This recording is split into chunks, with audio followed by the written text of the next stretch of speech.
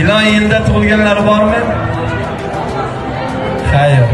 2026-yil muchal bo'yicha oq muchal ekan.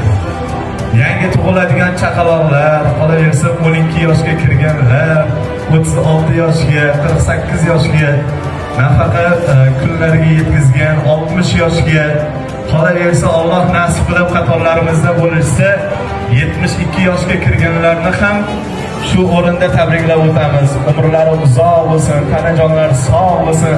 Har doim mana shunday baxtli kunlarda, yaxshi kunlarda, xonadonlarida, muchal to'ylarda, xursandchiliklarda diydorlashib yuraylik.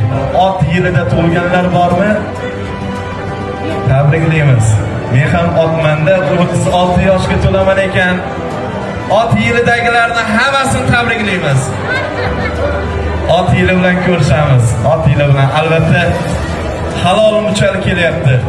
Yurtimizga tinchlik, xotirjamlik, dasturxonlarimizga to'kin sochilligini, eng avvalambor sog'lik, salomatligini Allohdan so'rab qolamiz. Ilohim takroran muchal to'ylarda, muchal yoshlarda diydorlashib yurishlikni Alloh nasib qilsin.